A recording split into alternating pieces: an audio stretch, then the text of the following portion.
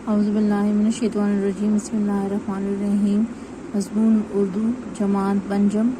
آج ہم اپنے سبق نمبر 3 کی پڑھائی کریں گے۔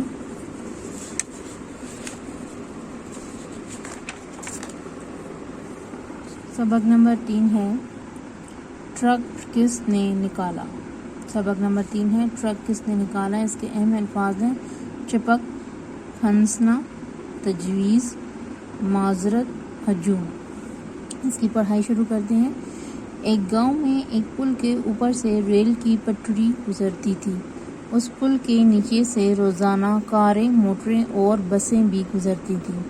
اس پل کے ایک جانب گاؤں کی آبادی اور دوسری جانب اسکول، ہسپتال اور بازار تھا۔ اسی وجہ سے دن بھر یہاں لوگوں کی آمد و رفت جاری رہتی۔ ایک دن صبح کے وقت سامان سے لدا ایک ٹرک پل کے نیچے پھنس گیا۔ ایسا لگ رہا تھا جیسے ٹرک کا اوپر والا حصہ پل کی چھت سے چپک کر رہ گیا ہو۔ ٹرک اتنا بڑا تھا کہ اس کے رکنے کی وجہ سے پیچھے آنے والی گاڑیوں کو بھی رکنا پڑا۔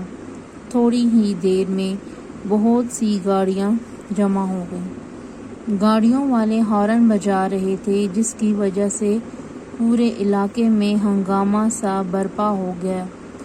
ٹرک کے ڈرائیور نے پھنسے ٹرک کو نکالنے کے لیے بہت کوشش کی، لیکن سب بیکار۔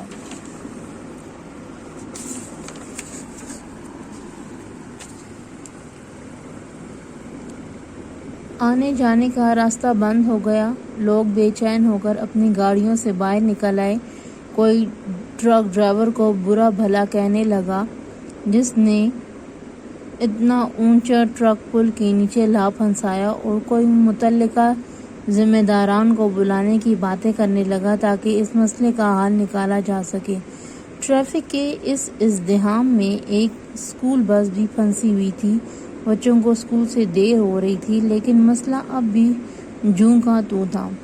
کچھ لوگوں نے یہ تجویز پیش کی کہ پل کا اوپر والا حصہ ادھیڑ کر سامان باہر نکال لیا جائے، پھر ٹرک نکال کر پل کو دوبارہ سے بنا دیا جائے۔ اسی دوران میں تعمیرات کے ماہر انجینئر، ریلوے افسران اور ٹرک پولیس کے اہلکار بھی وہاں آ پہنچے۔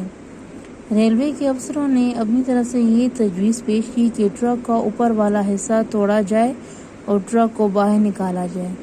کسی بھی تجویز پر اتفاق نہیں ہو پا رہا تھا، کیونکہ کوئی بھی اپنا نقصان اٹھانے کے لیے تیار نہ تھا۔ اسی بحث میں خاصا وقت گزر گیا۔ گاڑیوں کے ہارن مزید اونچے ہو گئے اور لوگوں کی پریشانی بڑھتی چلی گئی۔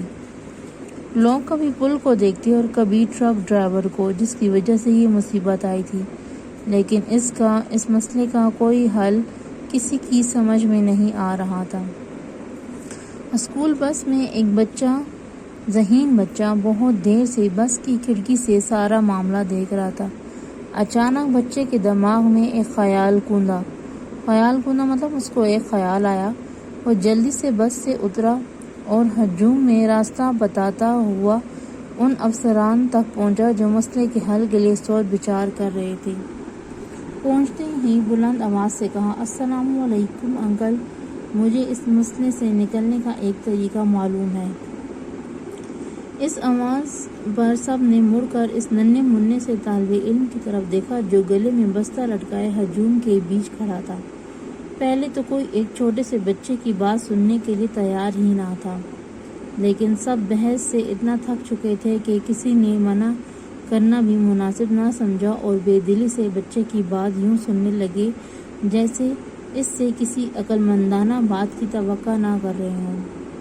اگر آپ اس ٹرک کے تمام پہیوں کی ہوا نکال کر کم کر دیں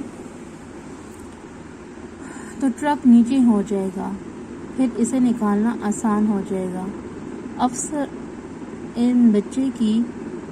افسران بچے کی اس بات پر بے حد حیران ہوئے اور خوش بھی۔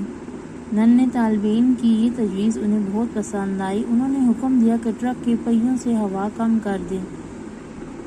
لوگوں نے حکم پر عمل کیا۔ پہیوں کی ہوا کم ہو گئی تو ٹرک آسانی سے پل کے نیچے سے باہر نکل آیا، اور افسران نے بچے کو شاباش دی، اور اس ننھے طالب علم کی ذہانت نے ہمارا مسئلہ حل کر دیا۔ وہاں موجود سارے لوگ اس ذہین بچے کو دیکھنے لگے جس نے اتنے بڑے مسئلے کو آسانی سے حل کر دیا تھا۔ حکومت کی طرف سے اس بچے کو بڑا انعام دیا گیا۔ اس بچے کی ذہانت کا چرچا پھیل گیا، اخبارات میں اس کی تصویر چھپی، اس کے رشتہ داروں اور دوستوں نے اسے مبارکباد دی اور یوں ایک پل ٹوٹنے سے بچ گیا۔ Thank you.